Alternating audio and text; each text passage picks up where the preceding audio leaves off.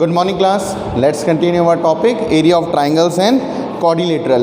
और हमने previous video में we have learned all the formulas and we have seen different types of triangle as well as quadrilateral. अच्छा, ये जो chapter है area of triangle and quadrilateral, it is all about finding the area of a triangle. और कौन सा triangle? It is a scalene triangle. और scalene triangle क्या होता है? जिसमें 3 sides होती हैं अलग अलग A, B, C, ठीक है। जिसकी 2 साइड्स इक्वल होती हैं उसको हम आइसोसेलेस बोलते हैं, जिसकी तीनों साइड्स इक्वल होती हैं उसको हम इक्विलेटरल बोलते हैं। तो this triangle is all about this chapter is all about finding the area of a scalene triangle. अब अगर एक क्वाड्रिलेटरल है तो क्वाड्रिलेटरल में भी अगर हम डायगोनल बना दें then it also become a 2 scalene triangles, ठीक है। तो हमारा जो चैप्टर है it is all about finding the area of a triangle. अच्छा, अब CBSE ने ना इस चैप्टर में थोड़ा सिलेबस रिड्यूस किया है, थोड़ा सिलेबस में रिड्यूस किया है। उन्होंने क्या रिड्यूस किया है? Application based on finding the area of quadrilaterals, यानी जो भी क्वाड्रिलेटरल के क्वेश्चन हैं वो CBSE ने आपके सिलेबस में से हटा दिए हैं आप लोगों के लिए फॉर 2020-2021 सेशन, ठीक है। सो इसका मतलब हमें क्या पढ़ना है? हमें पढ़ना है क्वेश्चन नंबर 1 से लेकर 20 तक पढ़ना है। फिर मैं आपको एक 22 कराऊंगा, थोड़ा सा आइडिया दूंगा। उसके बाद मैं आपको कराऊंगा 31, 33, 34, 35, ठीक है। और इस चैप्टर में हमें कोई और क्वेश्चन एक्स्ट्रा नहीं करना है। चलो, so let's quickly see question number 1। तो क्वेश्चन नंबर 1 कह रहा है find the area of the triangle whose base measure 24 and corresponding height measure. तो देखो, मान लो जैसे मैंने ये एक ट्राइंगल बनाया, ठीक है। Suppose this is a triangle ABC। तो इसका बेस क्या हो गया? AB, और ये मैंने इसमें परपेंडिकुलर डाल दिया। तो एरिया ऑफ ट्राइंगल क्या होता है? हाफ इंटू बेस, मतलब BC इंटू हाइट AD। अगर यही ट्राइंगल मैंने ऐसे बना दिया ABC और मैंने हाइट अब यहाँ पर डाल दी, ये परपेंडिकुलर डाल दिया, तो अब एरिया क्या हो जाएगा? Half into AB into DC। तभी हमारा फॉर्मूला होता है half into base into corresponding height, ठीक है। हाइट, करस्पॉन्डिंग हाइट का मतलब हाइट बनती है परपेंडिकुलर और जिसके ऊपर परपेंडिकुलर गिरेगा वो हम ले लेंगे बेस।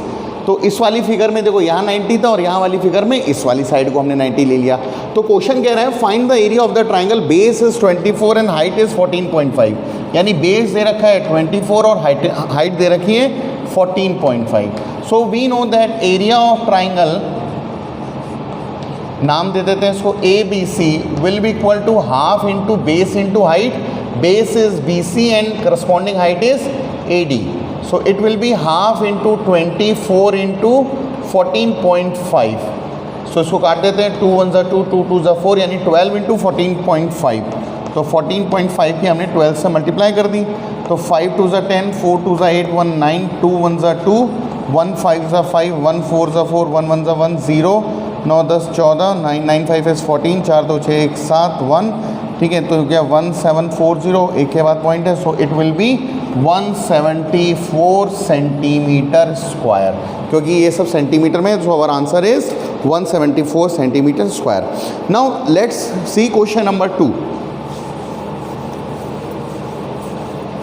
क्वेश्चन नंबर 2 बहुत अच्छा क्वेश्चन है, ठीक है। क्वेश्चन नंबर 2 को करने से पहले आपको एक कन्वर्जन मुझे बताना है। कन्वर्जन है कि 1 hectare is equal to 100 into 100 metre square. ये कन्वर्जन है जो आपको याद करना है। 1 hectare is equal to 100 into 100 metre square, ठीक है। अब इसमें एक कॉन्सेप्ट और लगता है, पहले वो कॉन्सेप्ट सीख लेते हैं देन हम क्वेश्चन पढ़ेंगे। सपोज मैंने एक समोसा लिया 5 रुपये का, ये समोसा है, ठीक है। सपोज मैंने एक समोसा लिया 5 रुपये का, तो 5 समोसे कितने के हो जाएंगे? सो 5 समोसे विल बी 5 इंटू 5। देखो, एक 5 का, तो 5 इंटू 5 मतलब 25 रुपीज़ के हो जाएंगे। Is that clear? अब मैं कह रहा हूँ कि मैं समोसे लेके आया, इसको यहीं लिखे रहने देते हैं। चलो एक चीज़ और देख लेते हैं। तो 10 समोसे कितने के हो जाएंगे? 10 समोसे हो जाएंगे 5 इंटू 10, यानी 50 के हो जाएंगे। अब इसी के ऊपर एक कॉन्सेप्ट है। कॉन्सेप्ट ये है, सपोज एक समोसा 5 रुपये का है, तो 50 रुपये के कितने समोसे आएंगे? अभी देखो, पहले मैंने आपको क्या बताया एक समोसा 5 रुपए का है तो 5 समोसे कितने के हो जाएंगे? It will B 5 × 5। 10 समोसे कितने के हो जाएंगे? 10 × 5, इसका मतलब 50। नाउ मेरा क्वेश्चन दूसरा है, ये स्क्रीन पर लिखे रहने दीजिए, मेरा क्वेश्चन सुनिए। अगर एक समोसा 5 का है तो 10 समोसे 50 के आएंगे। अब अगर एक समोसा 5 का है तो 50 रुपए में कितने समोसे आएंगे? तो आप क्या करेंगे? 50 divided by 5। So 50 divided by 5 मतलब 10। तो जब भी हमें नंबर निकालना होता है तो हम क्या करते हैं? टोटल रेट अपॉन 1 का रेट, टोटल का प्राइस अपॉन 1 का प्राइस। ठीक है, ये कॉन्सेप्ट समझ में आया? चलो अब हम क्वेश्चन पढ़ते हैं। क्वेश्चन कह रहा है the base of a triangular field, मतलब एक ट्रायंगुलर फील्ड है जिसका base is 3 times its altitude, so let the altitude be x। तो हमने ऑल्टीट्यूड को मान लिया x। ऑल्टीट्यूड बोले तो जो हाइट होती है जो 90 डिग्री का एंगल बनाती है। So let altitude be x metre. तो बेस क्या हो जाएगा? कह रहा है बेस जो है वो 3 टाइम्स है, तो यानी 3x मीटर हो जाएगा। बोलो हो जाएगा कि नहीं हो जाएगा? 3x मीटर, हमने इसको मीटर में लिया है, थोड़ा सा दूर लिख दे रहे हैं मीटर, 3x मीटर। बोलो यहाँ तक किसी को कोई doubt? Now if the cost of sowing the field at ₹58 per hectare is 783। 58 rupees per hectare के हिसाब से टोटल देखो, 1 हेक्टेयर का कितना पैसा दे रहा है वो? 1 हेक्टेयर का पैसा दे रहा है वो ₹58। ये वही कॉन्सेप्ट है जो मैंने आपको बताया था। एक समोसा 5 रुपए का है तो 50 रुपए में कितने समोसे आएंगे? तो 50 अपॉन, एक समोसा 5 रुपए का है तो 50 रुपए में कितने समोसे आएंगे? तो 50 अपॉन 5। 1 हेक्टेयर है 58 रुपीज़ का ऑफ सोइंग अ फील्ड, तो 783 रुपीज़। तो टोटल रुपीज़ कितना खर्चा हुआ उसका? टोटल रुपीज़ है 783। सो 783 में कितना एरिया, कितने एरिया में उसने सोइंग कर दी होगी? सो 783 डिवाइडेड बाय 58। यही तो कॉन्सेप्ट सिखाया था। एक समोसा 5 रुपए का है, 5 समोसे 5 × 5। एक समोसा 5 रुपए का है, 25 रुपए में कितने समोसे आएंगे? 25 अपॉन 5। 1 हेक्टेयर का दाम है 58 रुपीज़, तो 783 में कितना हेक्टेयर हो जाएगा? तो 783 upon 58 hectare. Is that clear? चलो आगे क्या करते हैं। कह रहा है the base of the triangular field is 3 times its altitude. Base को हमने ले लिया 3x, ऑल्टीट्यूड को हमने ले लिया x। If the cost of sowing the field at 58 rupees per hectare is 783, find it base and height. तो हमें उसकी बेस और हाइट निकालनी है। तो देखो 1 हेक्टेयर 58 का है, सो टोटल 783 रुपीज़ दिए, यानी कितना एरिया हो जाएगा? So total area for sowing it will be 783 upon 58 hectare. यही तो हो जाएगा। सो टोटल एरिया कितना हो जाएगा? 783 अपॉन 58। ये बिल्कुल वही कॉन्सेप्ट है, मैं बार बार उसको रिपीट कर रहा हूँ। एक समोसा 5 रुपए का है तो 50 रुपए में कितने समोसे आएंगे? 50 अपॉन 5। एक हेक्टेयर एरिया को बीच सोइंग करने के लिए 58 है और टोटल पैसे दिए 783, तो कितना एरिया सो हो जाएगा? तो area will be 783 upon 58 hectare. ठीक है, और यहाँ पे देखो ऑल्टीट्यूड दे रखा है, बेस दे रखा है। अभी हमने फॉर्मूला किया था कि area of a triangular field will be equal to half into base into altitude. ठीक है, यही तो हो जाता है। चलो इसका मतलब बेस कितना है? हाफ इंटू बेस, बेस है आपका 3x और ऑल्टीट्यूड कितना है? x, तो ये कितना हो जाएगा? 3x² upon 2 metre. देखो ये भी मीटर में, ये भी मीटर में, तो इट विल बी मीटर। अच्छा, यही फील्ड को, इसी एरिया को तो हम बीज पेड़ लगा रहे हैं, बीज बो रहे हैं। इसका मतलब ये जो एरिया होगा ये इस एरिया के इक्वल होगा, पर ये एरिया मीटर में है, ये एरिया हेक्टेयर में है। हमने अभी हेक्टेयर को मीटर में करने का कन्वर्जन सीख रखा है, तो इसको हम मीटर में कर लेते हैं। यानी 783 अपॉन 58 इंटू 100 इंटू 100।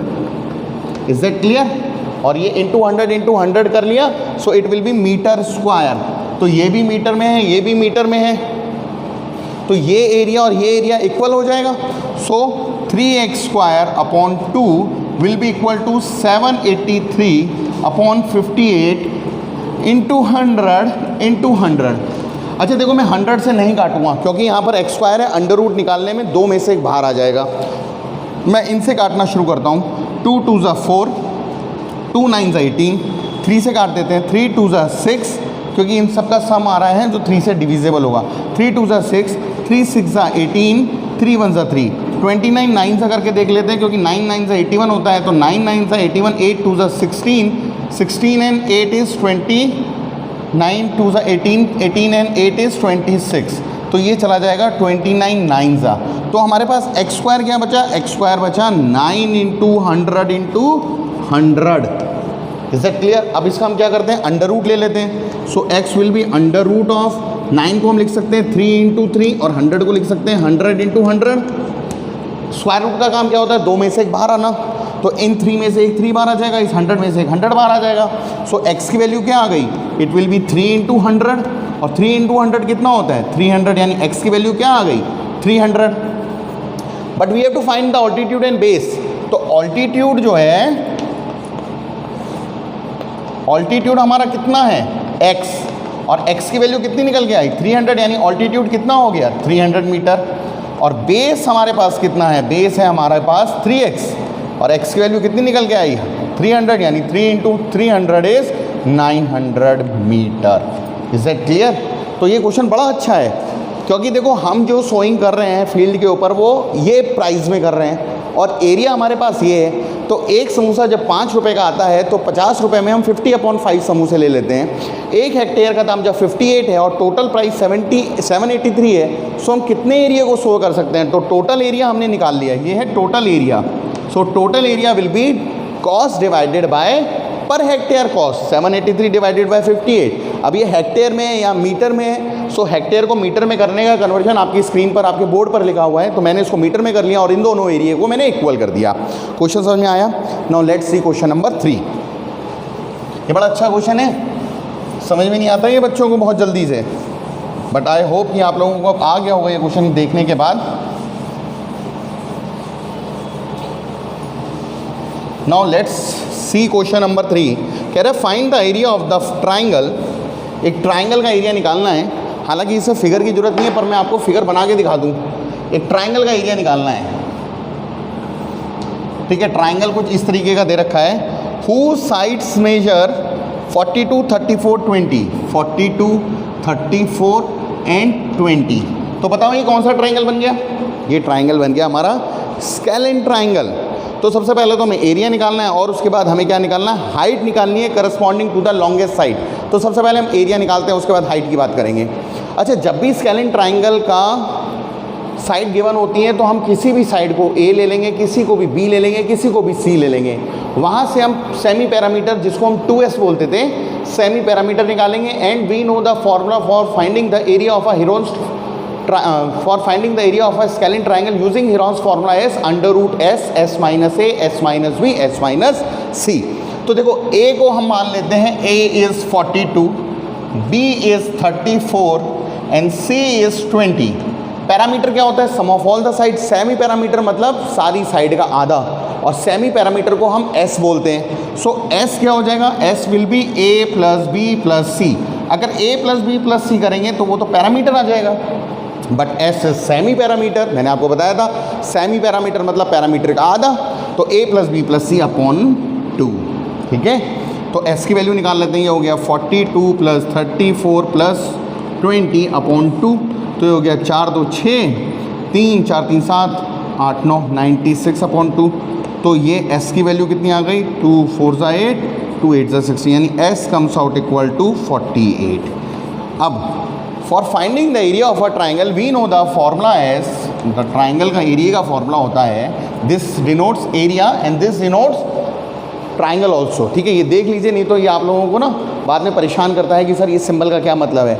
इसका मतलब एरिया भी होता है और इसका मतलब ट्राइंगल भी होता है। चलो, so area is equal to, the formula for area is equal to S, S minus A, S minus B and S minus सी।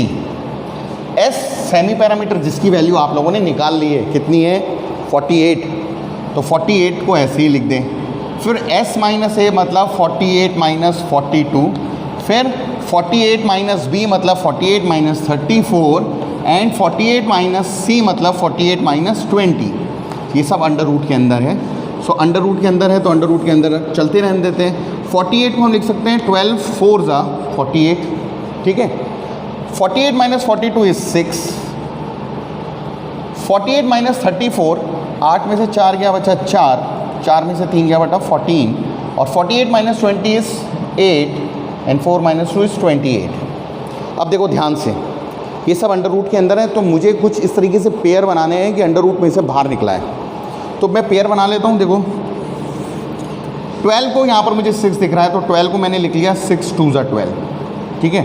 6 और 4 को मैंने लिख लिया 2 इंटू 2, 6 एज इट इज़ आ गया। 14 को मैंने लिख लिया 7 2 ज़ा 14, और 28 को मैंने लिख लिया 7 4 ज़ा 28। अगर आपको ऐसे नहीं आता है तो आप प्राइम फैक्टर करके सारे फैक्टर्स लिख सकते हैं यहाँ पर, 2 के 3 के 6 के जिसके भी होंगे, ठीक है। अब देखो स्क्वायर रूट का मतलब क्या होता है, 2 में से एक बार। तो यहाँ पर देखो 6 और 6 में से एक 6 बाहर आ गया, इन दो 2 में से एक 2 बाहर आ गया, इन दो 2 में से एक 2 बाहर आ गया, इन दो 7 में से एक 7 बाहर आ गया, और 4 होता है 2 इंटू 2 मतलब एक 2 बाहर आ गया। तो हमारा अंडर रूट के बाहर क्या निकल गया है, 6 इंटू 2 इंटू 2 इंटू 7 इंटू 2। तो ये हो गया देखो 6 2 ज़ा 12, 12 2 ज़ा 24, 24, 6 2 ज़ा 12, 2 ज़ा 24 एंड 7 2 ज़ा 14। सो 24 इंटू 14, तो 4 4 होता है 16, 4 2 ज़ा 8 1 9, 1 4 ज़ा 4, 1 2 ज़ा 2, 6 9 10 13, 336। तो एरिया कितना निकल के आ गया, इट इज़ 336। और इसकी जो यूनिट दे रखी थी वो दे रखी थी आपकी सेंटीमीटर, तो it will be 336 centimetre square. Is that clear? Now we have to find the, इसका सेकंड पार्ट पढ़ते हैं। कह रहा है find the length of the altitude corresponding to the smallest side, ठीक है। हमने इसको लेट कर लिया कि let A is equal to इतना, बी इज इक्वल टू, आप किसी को भी ए बी सी लेट कर सकते हैं, आप ए इसको लेट कर सकते हैं, आप ए इसको लेट कर सकते हैं, पर ए इसको लेट कर सकते हैं, ठीक है। Now we have to find the height of the altitude corresponding to the smallest side.